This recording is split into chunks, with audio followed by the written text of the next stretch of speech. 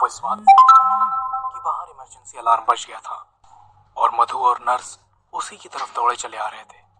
विवेक मंत्र पढ़े जा रहा था। वो अपनी शक्तियां अशोक बंसल के शरीर में डालने की कोशिश कर रहा था। अशोक की बॉडी में हलचल हो रही थी। विवेक को यह समझ नहीं आ रहा था कि अशोक के शरीर की हलचल उसे ठीक कर रही थी या उसकी हालत और बिगाड़ रही थी। विवेक के अंदर की शक्तियां उसके अंदर बार बार आ जा रही थी। विवेक के दिमाग का एक हिस्सा उन्हें समझने की कोशिश कर रहा था और दूसरा हिस्सा उन शक्तियों से डर रहा था। मधु और नर्स आईसीयू के दरवाजे पर पहुंच गई थी। दोनों ने दरवाजा खोलना चाहा, लेकिन दरवाजा जैसे अटक गया। एक पल को मधु को लगा कि दरवाजा अंदर से बंद है। किसी के अंदर होने की डर से वो चिल्लाई, कौन है? कौन है अंदर? दरवाजा खोलो। मधु की आवाज से विवेक जैसे अपने होश में लौट आया। उसने देखा कि उसके सामने अशोक बंसल लेटा हुआ था। उसके शरीर में वाइब्रेशंस हो रहे थे। विवेक ये देखकर डर गया। बाहर से मधु की आवाज आ रही थी। डॉक्टर दुबे भी मधु और नर्स के चिल्लाने की आवाज सुनकर वहां पहुंच गए। विवेक को एक पल को ऐसा लगा जैसे उसने कोई चोरी की हो, पर क्यों वो समझ नहीं पा रहा था। वो ये भी जानता था कि उसे यहाँ देखकर मधु तमाशा खड़ा कर देगी, इसलिए उसे वहां से भाग जाना बेहतर लगा।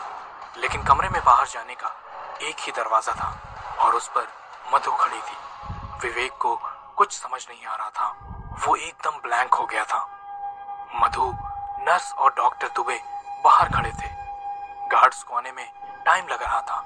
उन लोगों ने देरी ना करना बेहतर समझा। वो तीनों मिलकर दरवाजा तोड़ने लगे, लेकिन इस बार उनके एक ही धक्के से दरवाजा खुल गया। सबने देखा कि कमरा एकदम खाली था, पर अशोक बंसल दर्द से तड़प रहे थे। उनके शरीर में हो रहे वाइब्रेशंस बढ़ गए थे। अशोक बंसल के शरीर में आए बदलाव को देखकर डॉक्टर घबरा गए। वो नर्स को बोले, नर्स जल्दी से इंजेक्शन लाओ। नर्स इंजेक्शन लाने के लिए दौड़ी। डॉक्टर दुबे अशोक के पास गए और उसकी पल्स चेक करने लगे। कोई कुछ समझ पाता उससे पहले ही अशोक उल्टियां करने लगे। उन्हें काले खून की उल्टियां हो रही थी। डॉक्टर दुबे को कुछ समझ नहीं आ रहा था। उन्होंने देखा कि अशोक की बढ़ी हुई पल्स अपने आप नॉर्मल होने लगी थी। डॉक्टर दुबे ने अब भी अशोक का हाथ पकड़ा हुआ था। अचानक उन्हें अशोक की उंगलियां हिलते हुए महसूस हुई। उनकी उंगलियों का हिलना किसी चमत्कार से कम नहीं था। अशोक पिछले 1 साल से पत्थर की तरह जमे हुए थे। ये देख डॉक्टर दुबे की आंखें चमक गई, लेकिन इधर मधु की हालत घबराहट के कारण खराब हो रही थी। उसने सवाल भरी नजर से डॉक्टर दुबे की तरफ देखा। डॉक्टर दुबे ने एक्साइटमेंट में उससे कहा, Mrs Bansal, I think he is getting better. Madhu और डॉक्टर इस बात से इतना खुश हो गए कि दोनों में से किसी को यह ध्यान नहीं आया कि उन्हें कुछ देर पहले इस कमरे में किसी के होने का शक था। सब ये देखकर खुशी से चहक उठे कि अशोक बंसल की हालत में सुधार था। डॉक्टर ने अपने स्टेथोस्कोप से उनकी हार्ट बीट चेक की। उसके बाद उनका बीपी देखा। दोनों नॉर्मल था। मधु उनके पास आई। वो उन्हें निहारे जा रही थी। उसने देखा कि अशोक को होश आने लगा था। अशोक को आंखें खोलने में ज्यादा वक्त नहीं लगा। होश में आते ही अशोक बंसल ने फिल्मी सा सवाल पूछा, मैं कहाँ हूं? मधु? ये सुनकर मधु इतना इमोशनल हो गई कि वो कुछ कह ही नहीं पाई। वो बस अशोक से लिपटकर जोर जोर से रोने लगी। डॉक्टर दुबे ने मधु से कहा, मुझे समझ नहीं आ रहा ये चमत्कार हुआ कैसे। इन्हें देखकर तो लगता है ये पूरी तरह ठीक हो चुके हैं, पर ऐसा कैसे हो सकता है? आज सुबह तक तो ये मौत के मुंह में थे। इस पर मधु बोली, भगवान की मर्जी हो तो क्या नहीं हो सकता डॉक्टर।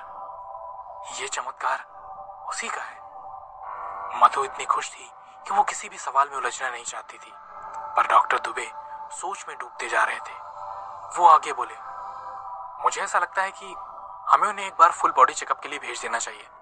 इससे हम किसी भी तरह के रिस्क से बच जाएंगे। इसके बाद उन्होंने नर्स को कहकर वार्ड बॉयज को बुलवाया। जब वार्ड बॉयज अशोक को स्ट्रेचर पर लेटा रहे थे, तब डॉक्टर दुबे ने नोटिस किया कि वेंटिलेटर बंद था। उनका सर चकराने लगा। उन्होंने मन ही मन खुद से कहा, ऐसा कैसे हो सकता है? सुबह तक अशोक बंसल बिना वेंटिलेटर के सांस तक नहीं ले पा रहे थे, तो फिर अब ऐसे कैसे बिना किसी मदद के ठीक हो गए? और ये वेंटिलेटर बंद कैसे हुआ? वार्ड बॉयज अशोक को बाहर लेकर चले गए। मधु और नर्स भी उनके पीछे पीछे बाहर चले गए। डॉक्टर दुबे खाली कमरे में नजरें घुमाकर देखने लगे। उन्हें कमरे में किसी के होने का शक था। उन्हें बालकनी में किसी की परछाई दिखी। वो एक पल को चौंक गए। उन्होंने खुद को संभाला और बालकनी की तरफ बढ़ने लगे। विवेक बालकनी में छुपा हुआ था। उसने डॉक्टर की सारी बातें सुन ली थी। वो अपने ससुर के ठीक होने को लेकर बहुत खुश था, लेकिन वो किसी के सामने नहीं आना चाहता था। वो जानता था उसे यूं देखकर उस पर सवालों की बारिश की जाएगी। विवेक उन सवालों से डर रहा था क्योंकि उनके जवाब वो खुद भी नहीं जानता था। इसलिए उसने छुपे रहने में ही अपना भला जाना। उसने अपने सामने वाली बिल्डिंग में लगे कांच से देखा कि कोई उसकी तरफ धीमे कदमों से बढ़ा चला आ रहा था। विवेक घबरा गया। उसने वहां से जाने का रास्ता ढूंढना चाहा, लेकिन उसे कुछ समझ नहीं आ रहा था। आईसीयू काफी ऊपर के फ्लोर पर था, इसलिए वहां से कूद जाना भी सेफ नहीं था। उसका दिल जोरों से धड़के जा रहा था। तभी उसका ध्यान फायर एस्केप पर गया। वो वहां से उतरने की कोशिश करने लगा, लेकिन उसके पास वक्त बहुत कम था। डॉक्टर दुबे उसकी तरफ बढ़ते ही जा रहे थे। डॉक्टर दुबे जैसे ही बालकनी में पहुंचे, विवेक वहां से जा चुका था। उन्हें सिर्फ उसकी परछाई ही दिखी थी। वो उसे रोकने के लिए चिल्लाए भी, लेकिन तब तक विवेक वहां से गायब हो गया था। डॉक्टर दुबे ने सोचा कि उन्हें गार्ड्स को कहकर उस आदमी का पीछा करवाना चाहिए, लेकिन दूसरे ही पल उनके दिमाग में ख्याल आया कि वो आदमी जिस हिसाब से भाग रहा था, उस हिसाब से चौराहा पार कर गया होगा। वो वहां से अपने केबिन की ओर चले गए। डॉक्टर दुबे अपने केबिन में अंधेरे में बैठे थे। नर्स ने दरवाजा खटखटाया और अंदर आई। डॉक्टर, हमने मिस्टर बंसल के सभी टेस्ट करवा लिए and he is absolutely fine. मुझे यकीन नहीं हो रहा है। दुबे ने अपना सिर ऊपर किया और नर्स की तरफ देखते हुए बोले, यकीन तो मुझे भी नहीं हो रहा है, लेकिन सच यही है। नर्स अपने हाथ जोड़ते हुए बोली, डॉक्टर, मुझे आज यकीन हो गया कि चमत्कार होते हैं, भगवान मेहरबान होते हैं। डॉक्टर दुबे कुछ सोचते हुए उससे बोले, मुझे नहीं लगता ये चमत्कार है। मुझे लगता है किसी ने चुपके से मिस्टर बंसल का इलाज किया है। कोई था उस कमरे में हमारे अंदर जाने से पहले। कुछ तो चल रहा था अंदर। तुम्हें पता है, अशोक बंसल का वेंटिलेटर भी बंद था। बिना वेंटिलेटर के उनके लिए एक पल भी जिंदा रह पाना नामुमकिन था। इसका मतलब है वहां कोई था। मैंने उस कमरे में किसी की परछाई भी देखी थी। नर्स को उनकी बात कुछ समझ नहीं आई, पर वो बोली, डॉक्टर, अगर आपको ऐसा लगता है तो आप सीसीटीवी में क्यों नहीं चेक कर लेते? उसमें से आसानी से पता चल जाएगा। नर्स की ये बात सुनकर डॉक्टर दुबे उछल पड़े। उनके दिमाग में इतनी आसान सी बात क्यों नहीं आई, वो सोच रहे थे। वो बोले, नर्स, प्लीज ऐसा करो कि गार्ड्स को सीसीटीवी की रिकॉर्डिंग लेकर मेरे पास भेज दो। नर्स ये सुनकर वहां से जाने लगी। जाते जाते उसे याद आया, डॉक्टर, ये रिपोर्ट्स मैं मिस्टर बंसल की वाइफ को अभी दे दूं? डॉक्टर दुबे अपने ख्यालों में खोए हुए थे। वो बोले, नहीं, अभी मत दो, वो सो गई होंगी। वैसे भी टेस्ट में 3 घंटे लग गए थे और वो तब भी नींद में ही थी। और तुम उन्हें अभी उनके पति से मिलने भी मत देना। कहना हमने उन्हें सुबह तक के लिए ऑब्जर्वेशन में रखा है, नहीं तो रात के वक्त उनकी पूरी फैमिली यहाँ आ जाएगी उनके ठीक होने की खुशी में। ये जवाब सुनकर नर्स वहां से चली गई। कुछ ही देर में सारी रिकॉर्डिंग डॉक्टर दुबे के पास थी। सुबह के 6 बज रहे थे। वो रात भर से जागे हुए थे, लेकिन फिर भी उनकी आंखों से नींद गायब थी। वो इस जानने को बेकरार थे कि आखिर वो कौन था जो उन्हें भागता हुआ दिखा था, और क्या वाकई उसने अशोक बंसल को ठीक किया था, और अगर हाँ तो कैसे? इन सवालों के जवाब उनके लिए बहुत जरूरी थे। उन्होंने रिकॉर्डिंग देखना शुरू किया। उन्होंने देखा कि रात के करीब 2 बजे कोई आदमी आईसीयू वाले फ्लोर पर आया था। वो ठीक से नहीं देख पा रहे थे। कैमरा एंगल और टोपी की वजह से उसका चेहरा ठीक से दिखाई नहीं दे रहा था, लेकिन उन्होंने देखा कि उस आदमी ने लाल रंग की शर्ट और काली जीन्स पहनी थी। उसकी चाल से लग रहा था कि वो अपने होश में नहीं था। कोई शक्ति के बल पर वो खींचा चला जा रहा था। उसने आईसीयू का दरवाजा खोला और अंदर चला गया। डॉक्टर दुबे ने अब आईसीयू के अंदर की रिकॉर्डिंग शुरू की। ये रिकॉर्डिंग उस आदमी का चेहरा देखने की उनकी आखिरी उम्मीद थी। अंदर सिर्फ एक कैमरा लगा हुआ था, वो भी ऐसे एंगल पर था जिससे अंदर आने वालों की खबर रखी जा सके। वो आदमी जब अंदर आया तो उसका सिर जमीन की तरफ था, इसलिए अंदर आते वक्त भी उसका चेहरा ठीक से दिखाई नहीं दिया। डॉक्टर ने देखा कि वो आदमी कुछ अजीब तरह से अशोक बंसल का इलाज कर रहा था। फोन पर लेप मल रहा था, मंत्र पढ़ रहा था। उसका इलाज ऐसा था जैसे कोई तंत्र कर रहा हो। डॉक्टर दुबे को जैसे ही एहसास हुआ कि अशोक बंसल तंत्र से ठीक हुए हैं, उनके रोंगटे खड़े हो गए। उन्होंने अपना फोन निकाला और किसी को कॉल किया। फोन कनेक्ट हुआ तो एक लड़की की आवाज आई। वो लड़की नींद में लग रही थी। वो बोली, हेलो डॉक्टर, इतनी सुबह कॉल कैसे किया आपने आज? डॉक्टर दुबे को अपनी गलती का एहसास हुआ। वो बोले, आई एम सॉरी, मैंने टाइम नहीं देखा, पर बात ही ऐसी थी कि मैं रुक नहीं पाया। देविका, मुझे लगता है जिसकी हमें तलाश थी वो हमें मिल गया है। ये सुनते ही देविका अपने बिस्तर से उछल पड़ी। उसकी नींद एक ही पल में गायब हो गई। लगभग आधे घंटे में देविका हॉस्पिटल पहुंच गई और अब वो डॉक्टर दुबे के केबिन में उनके सामने बैठी थी। डॉक्टर दुबे ने फॉर्मेलिटी के लिए पूछा, देविका, तुम क्या लोगी? चाय? कॉफी? देविका बात जानने के लिए इतनी एक्साइटेड थी कि वो सब्र नहीं कर पा रही थी।